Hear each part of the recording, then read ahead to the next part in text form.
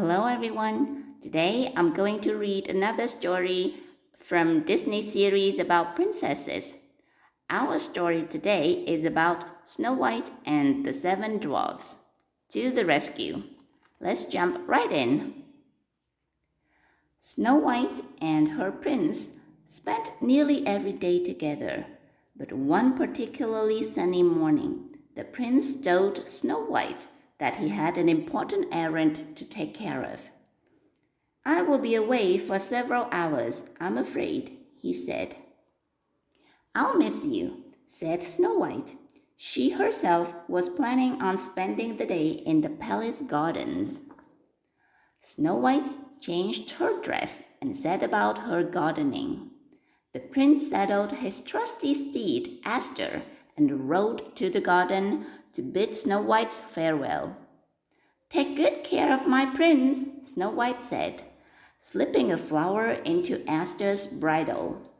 Then she gave one to the prince. "And take good care of Aster," she said, for Snow White loved the faithful horse too. She smiled and waved as she watched them trot off down the road. The time flew by.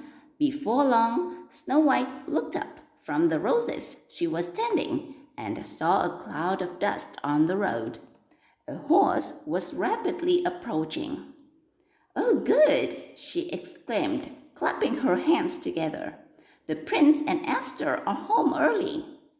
Brushing the dirt from her clothes, she hurried towards the gate to greet them as they arrived.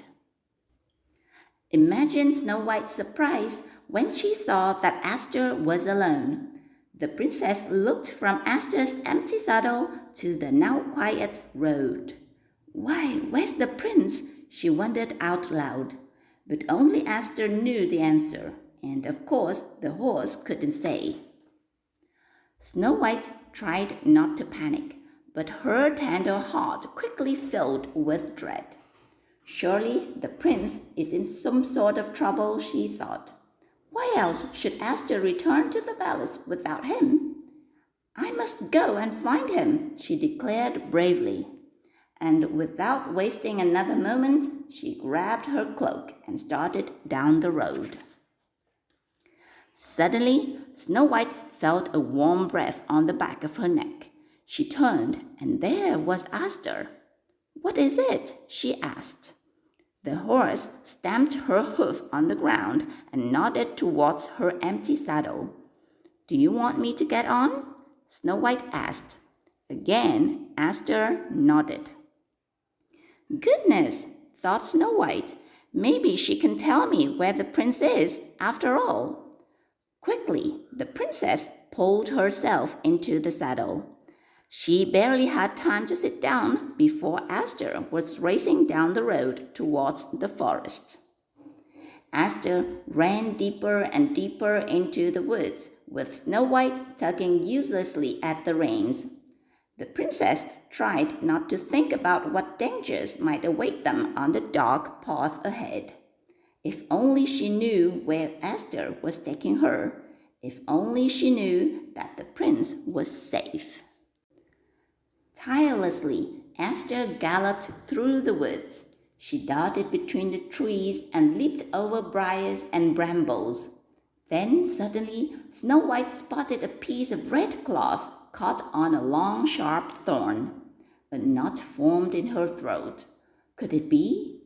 It was a scrap torn from the prince's very own riding cloak. And that wasn't all. As she ducked beneath a low-hanging branch, Snow White glimpsed a spot of red on the muddy ground. There was no mistaking those deep crimson petals.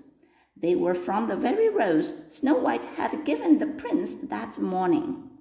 She tugged on Aster's reins, begging the horse to stop, but Aster charged ahead, and Snow White had no choice but to go along. At last, they reached the river. Surely Aster will have to stop here, Snow White thought. But the pace only quickened. Indeed, it was soon clear to Snow White that Aster planned to jump across the river. Just then, Snow White saw the prince's feathered hat dangling from a limb high above the water. There was no time to think. As Aster leaped across the river, Snow White reached up as high as she could and plucked the hat from the branch. Snow White gripped Aster's reins with one hand. With the other, she clutched the prince's hat to her chest. She could only imagine the horrible danger her dear sweet prince was in. Her thoughts were soon interrupted by a startling noise. 4 eyes glared at her from the shadows ahead. "Oh!" Snow White cried. Aster bravely reared up to defend her. "Well, tell a hare. Hello there," said a familiar voice. "Duck?" Snow White said with a sigh of relief. "I'm so very glad to see you." "Likewise, my dear. But what's the matter?" Duck asked, surprised to see the princess looking so upset. "It's the prince," Snow White said, showing him the crumpled hat. "I have to find him." "Don't worry, princess," Duck assured her. "We can help you." Duck put his fingers to his lips and whistled. Within seconds, the other dwarfs arrived. "The prince is missing," Duck explained to the dwarfs, "and we're gonna help Snow White find him." Let's, achoo! Let's go," Sneezy cried. "Oh, thank you," Snow White said as Aster impatiently stamped her hooves. "Just follow Aster," she added. "She seems to know the way." The 7 dwarfs and their ponies followed Snow White and Aster through the depths of the forest and over a deep rocky canyon. "Ooh," said Bashful, looking down. "I hope the prince isn't down there." "Shh!" Grumpy growled back at him. "You'll scare the princess." But Snow White had heard. She clutched the prince's hat and concentrated on thinking hopeful thoughts.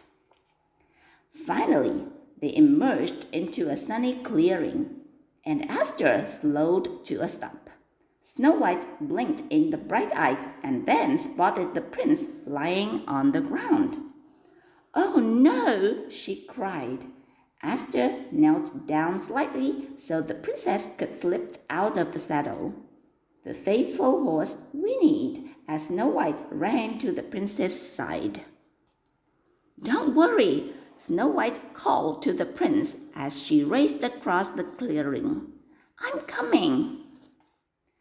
Breathless, Snow White reached the prince just as he sat up and stretched. "What a nice nap," he said, "and what a lovely way to awake. I hope you're hungry." Snow White was bewildered. Next to the prince lay a lavish picnic spread out on a soft blanket, and the prince was as happy and healthy as ever.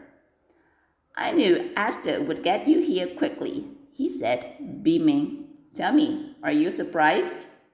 Snow White paused for a moment to catch her breath. "Oh, yes, very surprised," she said at last, smiling. The prince looked amused as the 7 dwarfs began digging into the delicious food. "Well," he said with a laugh, "I'm glad I brought a little extra."